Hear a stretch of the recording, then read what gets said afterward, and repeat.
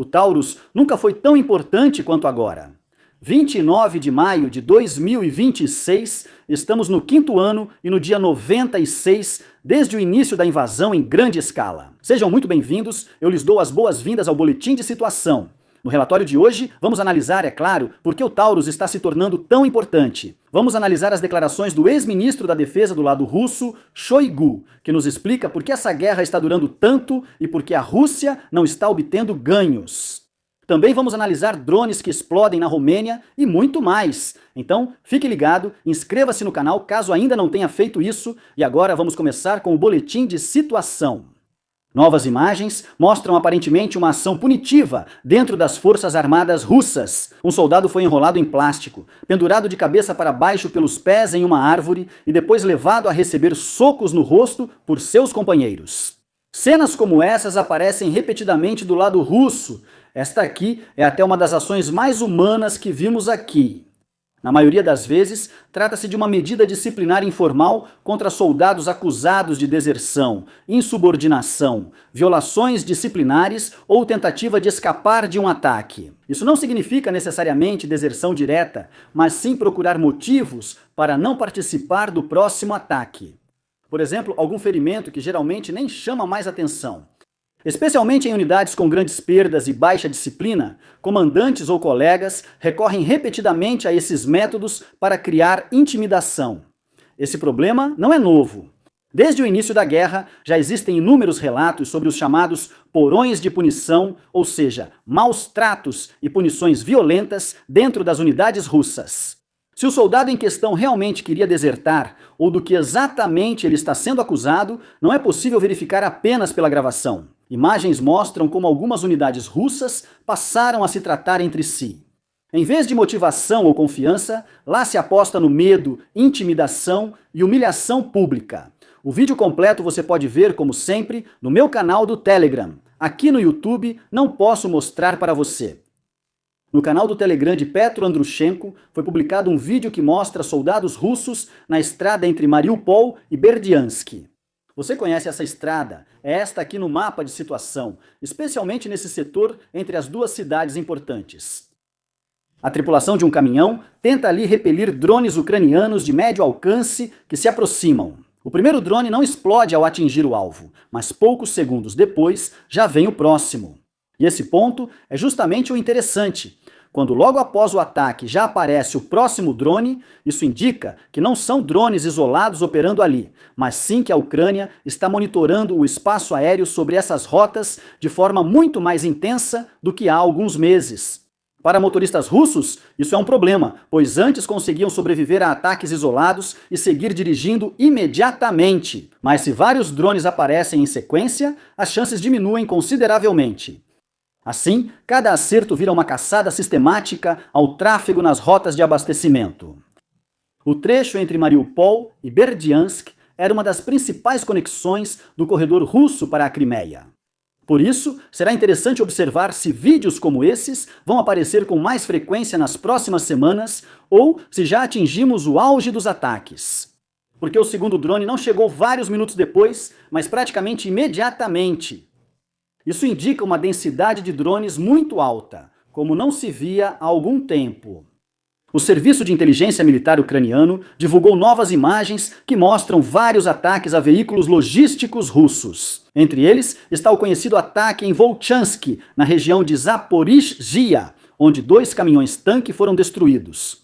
As consequências foram além da perda dos veículos. Os caminhões-tanque em chamas bloquearam parcialmente a chamada Estrada Novorossiya, uma das conexões mais importantes dentro do corredor terrestre russo no sul.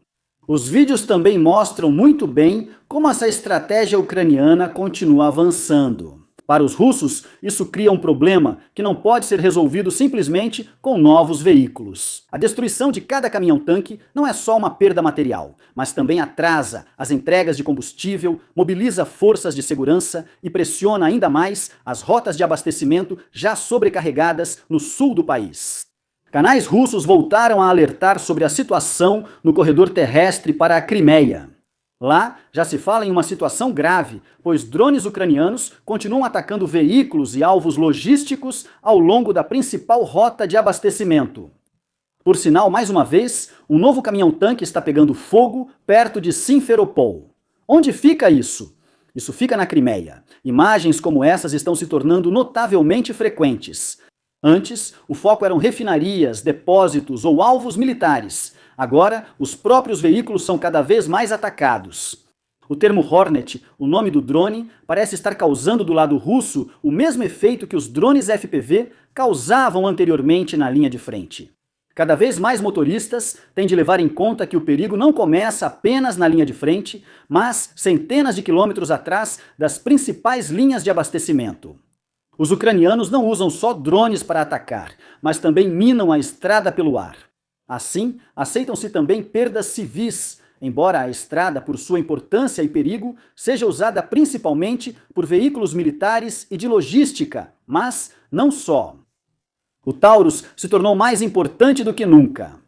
Se fosse possível destruir a ponte de Kerch com um míssil de cruzeiro, quero dizer, claro, com vários, já que ela está localizada aqui, então essa ligação aqui se tornaria completamente inútil. O que isso significa? Todo o suprimento que deveria chegar aqui à Crimeia e que os ucranianos já vêm atacando fortemente nos últimos meses.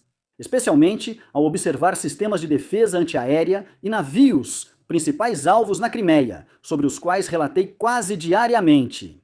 Então isso é um grande problema para os russos, porque se não for mais possível abastecer aqui, os ataques vão continuar aumentando e o suprimento vai acabar parando. Porque tudo o que ainda existe precisa, necessariamente, passar exatamente por esta estrada aqui, que está sendo fortemente atacada pelos ucranianos neste momento. E isso está acontecendo por meio de drones, como já podemos ver há uma semana e meia. Para poder realizar um ataque com o Taurus, há exatamente uma coisa que é importante, e não estou falando do treinamento dos soldados ucranianos ou algo do tipo, o único fator importante é se eles realmente têm um Taurus. Pois, para isso, Merz já teria que ter feito a entrega, mas desde a troca de governo não conseguimos mais verificar, pois as entregas alemãs deixaram de ser divulgadas. Isso significa que se o Taurus já tivesse sido entregue, sim, e Merz estivesse, digamos, se fazendo de bobo, então isso estaria certo, porque no final das contas, uma informação importante não seria tornada pública até que acontecesse o primeiro ataque. Se os russos já soubessem que o Taurus foi entregue, eles poderiam se preparar para um ataque desse tipo, reforçar ainda mais a ponte e dificultar muito, ou até mesmo tornar impossível um ataque desse tipo. Por isso, é importante deixá-los na dúvida e, consequentemente, também nos deixar sem saber.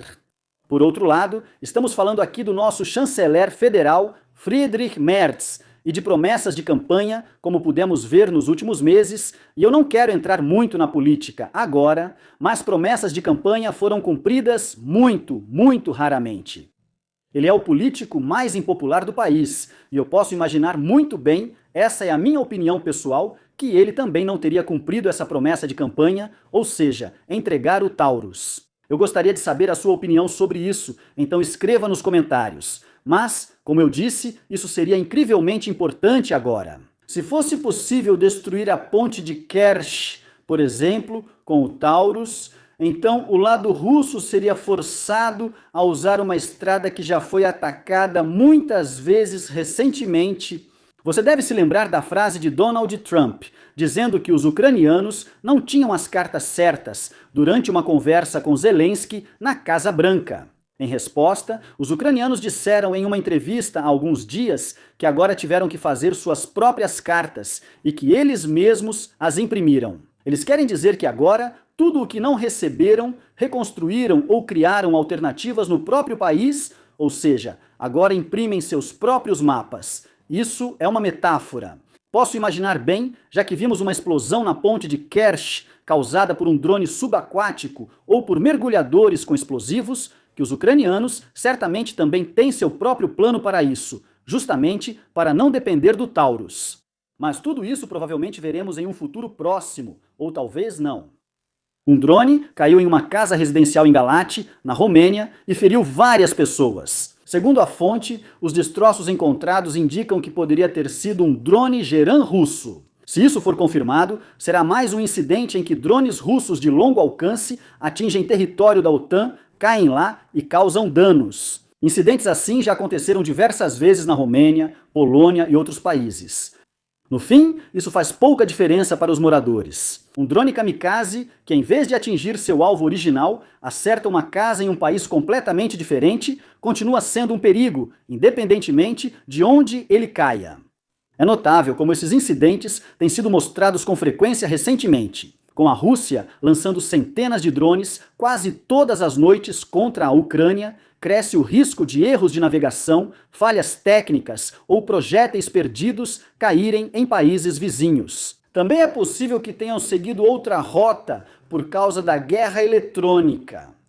Pessoalmente, não acredito nisso, pois já vimos incidentes semelhantes nos países bálticos, sem influência da guerra eletrônica. Ainda assim, a Romênia deveria expandir sua defesa antiaérea sobre o espaço ucraniano para se proteger antecipadamente de drones. Seria uma boa solução. Em Volgogrado, a refinaria local está em chamas após um ataque noturno. Nas imagens, é possível ver vários focos de incêndio no local. Volgogrado é um dos maiores polos de refinarias da Rússia e já foi alvo de ataques ucranianos de longo alcance várias vezes. Novas imagens mostrarão as áreas afetadas da instalação. Ainda aguardo, pois as imagens de satélite geralmente levam cerca de uma semana para chegar. Também foi relatado um novo impacto em Yaroslavl. A estação de carregamento de petróleo Yaroslavl 3 é um dos pontos mais importantes da rede de exportação russa. Lá, os produtos da refinaria de Yaroslavl são recebidos, armazenados temporariamente e depois transportados em direção aos portos do Mar Báltico, Primorsk e Ust-Luga, que também já foram atacados. Primorsk e Ust-Luga são os principais portos russos para exportação de petróleo e gás. Quem atinge esses pontos de transbordo não ataca só tanques ou edifícios isolados, mas, potencialmente, toda uma cadeia de suprimentos entre refinaria, oleoduto, ferrovia e porto de exportação. O ex-ministro da Defesa russo, Shoigu, encontrou agora, aliás, uma explicação para o fato de a Rússia, após mais de 4 anos de guerra, ainda não ter conseguido avanços decisivos. Segundo ele, a Rússia supostamente enfrenta não só a Ucrânia, mas 56 países ao mesmo tempo. Dependendo da interpretação, ele está certo ou não. A Rússia está em guerra híbrida com outros países? Sim, com certeza, e também luta fisicamente contra os ucranianos. Outros exércitos além do da Ucrânia estão lutando contra soldados russos na Ucrânia? Não, não estão. Existem estrangeiros sim, por exemplo, voluntários. Eu conheço alguns daqui também, que estão agora na linha de frente ou na Ucrânia e estão exercendo suas atividades lá. Um abraço para eles, que veem meus vídeos diariamente. Mas não existe nenhum exército que esteja na Ucrânia lutando ativamente, que não seja da Ucrânia e que tenha sido enviado para lá por uma ordem estatal ou por uma ordem de marcha. Então sim, a Rússia está travando uma guerra híbrida contra outros 56 países, mas, no final das contas, apenas contra as forças armadas ucranianas, que recebem tecnologia militar e apoio de países parceiros. A declaração dele foi muito conveniente. Segundo o que disse, se a Rússia vencer a guerra no futuro, isso seria derrotar metade do mundo. Se perderem a guerra ou não conseguirem alcançar seus objetivos, foi porque lutaram contra metade do mundo. E claro, isso é sempre muito difícil para um único país. A Rússia usa soldados coreanos, compra drones e tecnologia no exterior, fabrica na Coreia do Norte e recebe muita munição de lá. Também recruta estrangeiros e contrata mercenários ou combatentes contratados de dezenas de países. Mais interessante é porque essas declarações se tornam necessárias. Podemos argumentar que a Rússia não trava uma guerra puramente russa há muito tempo. No início da guerra, dizia-se que a Ucrânia seria derrotada em poucos dias ou semanas. Mais tarde, passou-se a falar em alguns meses. Agora a guerra está no 5º ano e batalhas por vilarejos, fileiras de árvores e campos duram meses em muitos lugares. Quando a realidade não cumpre as promessas, é necessário explicar, principalmente quando o povo se inquieta. A teoria dos 56 países serve para isso. Ela não transforma uma guerra difícil em um fracasso, mas sim em uma luta heróica contra uma suposta coalizão poderosa demais. Embora, supostamente, poderíamos até deixar isso passar, já que aqui não há um confronto físico direto entre as partes. Para o público russo, isso é muito mais confortável do que a pergunta de por que o segundo maior exército do mundo está preso há anos em um país vizinho. Este vídeo mostra essa cena de uma outra perspectiva. Talvez você se lembre, se viu aquele vídeo de drone algumas semanas atrás que eu mostrei no relatório de situação. Porque este é o ataque à fragata Almirante Essen, que nós já conhecemos. Traçantes são disparados e a defesa antiaérea atira em todas as direções, mas o drone segue voando, quase sem ser atingido. É possível realmente vê-la se aproximando lentamente do alvo até se chocar contra o alvo. É justamente isso que torna a gravação tão desconfortável para a Rússia. Porque aqui não se vê um acerto surpresa, vindo do nada, mas sim um ataque em que os defensores percebem o drone, tentam combatê-lo e mesmo assim não conseguem detê-lo. Para o Admiral Essen, isso agora é ainda mais problemático. O navio já foi alvo de ataques ucranianos várias vezes, e mesmo que os danos tenham sido limitados em cada ocasião, esses impactos vão se acumulando com o tempo. Em algum momento, surge a questão de quão operacional um navio realmente é, se ele precisa ser reparado regularmente e constantemente retirado de serviço. Agradeço aos assinantes, membros do canal e à Augen Crew, com destaque para Tenente Coronel René Kirche, Renek, Cilia Trittig e Fred Meyerhofer. Inscreva-se, curta, comente e até o próximo boletim.